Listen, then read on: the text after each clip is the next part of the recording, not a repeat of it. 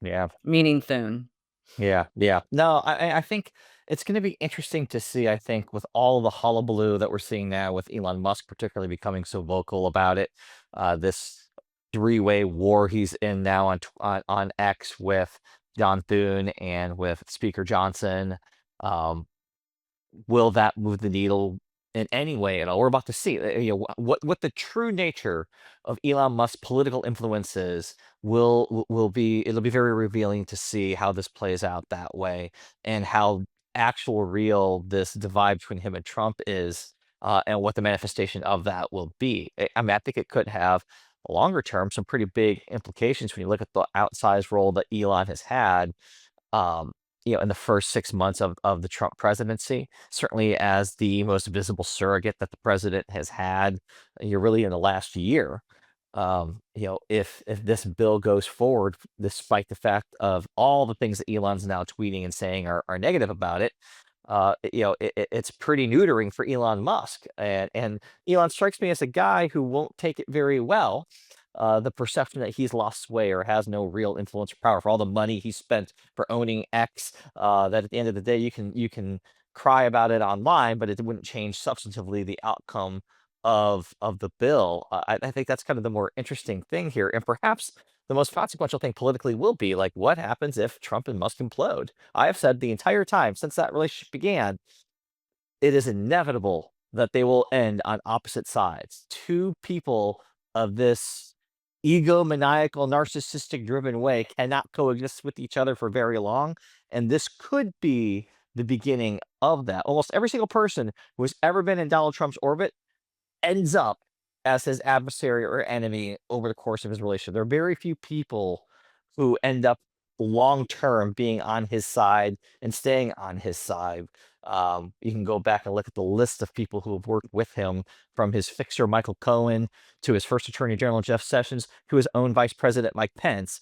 It usually doesn't end well with Donald Trump, and I just wonder if what we're seeing because of this bill and because of the way Elon Musk is now publicly railing against it, if that will carry over beyond just the Well, it's specific very policy interesting fight. you mentioned that, Kurt, because what's different about Elon is that, and I have to give the president credit, which I do when he deserves it, that his political instincts are really good. Because what's different about Elon is a he's got obviously huge amounts of money, and it's so funny because it's a sad statement of America that just because someone has so much money, if he were worth, say, even a billion or half a billion, he wouldn't be getting this kind of reverence. His behavior, the drug-addled performances, the just ridiculous behavior.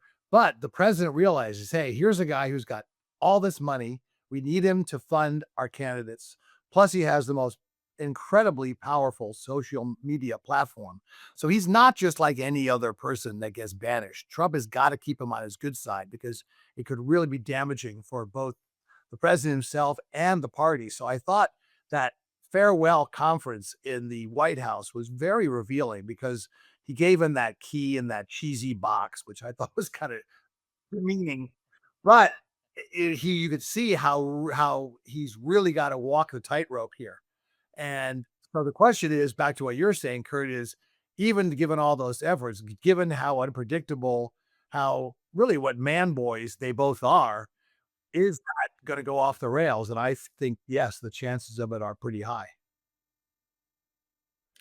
So I disagree with you a little bit on this because I actually think they have a different relationship. I don't think it's as transactional. I think along the way, I think at the beginning it was transactional, but I think along the way there's some sort of father son type of relationship there more than others. And so you kind of see it. You kind of see it with how he is with X, the Sun, not X, the social media platform. But I think that you see all these different dynamics and they've spent a lot of time together. But at the end of the day, one of the things that I think is interesting is you have Stephen Miller doing this now, is trying to explain to Elon kind of the budgetary process of what's happening. So, and so obviously David Sachs did the same thing.